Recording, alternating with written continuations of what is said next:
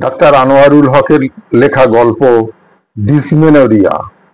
নামটা ছিল আঁখি। ক্লাস 9-এ পড়ে। স্কুলের খুব মেধাবী ছাত্রী। পড়াশোনা ছাড়াও গান, নাচ, খেলাধুলা সবেতেই সমান পারদর্শী। কিন্তু একটা বিষয়ে আঁখির জীবনটা একটু অন্যরকম। প্রতি মাসের কিছু দিন আঁখির জন্য অসহনীয় কষ্ট নিয়ে আসে।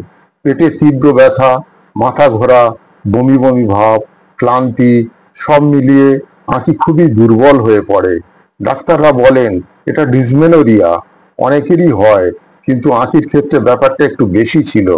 স্কুলে যাওয়া, পড়াশোনা করা, এমনকি বন্ধুদের সঙ্গে সময় কাটানো সবই যেন অসহনীয় হয়ে ওঠে। মা বাবা আঁখির জন্য উদ্বিগ্ন। কত ডাক্তার দেখানো হলো, কত ওষুধ দেয়া হলো, কিন্তু তেমন কোনো ফল হলো না। একদিন আঁখির বন্ধু সুহানা জানতে পারলো আঁখির এই সমস্যার কথা।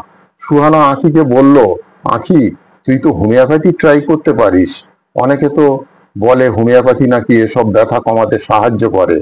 আঁখি প্রথমে একটু দ্বিধায় ছিল, কিন্তু তার মা বাবার সঙ্গে আলোচনা করে ঠিক করলো একবার ট্রাই করে দেখবে। মা বাবাও খুশি হলেন আঁখির এই সিদ্ধান্তে। সুহানা তাকে হোমিওপ্যাথের কাছে নিয়ে গেল। প্রথম প্রথম একটু কঠিন লাগছিল, কিন্তু ধীরে ধীরে আ- আঁখি অভ্যস্ত হয়ে উঠল। হোমিওপ্যাথির চিকিৎসা করার সময় সে অনুভব করত পেটের ব্যথাটা একটু কমেছে, মনটা শান্ত হয়েছে। কয়েক মাস পর আঁখি বুঝতে পারলো ডিসমেনোরিয়ার ব্যথা অনেকটা কমে গেছে। মা বাবা এবং ডাক্তাররা অবাক হলেন আঁখির এই পরিবর্তনে। আঁখির আত্মবিশ্বাসও বেড়ে গেল। সে বুঝতে পারলো যে কোনো সমস্যার সমাধান আছে, শুধু ধৈর্য ধরে চেষ্টা করতে হয়। আঁখি আবার আগের মতো পড়াশোনায় মন দিল, বন্ধুদের সঙ্গে সময় কাটাতে শুরু করলো, এবং সবচেয়ে বড় কথা, আবারও হাসি খুশি হয়ে উঠল।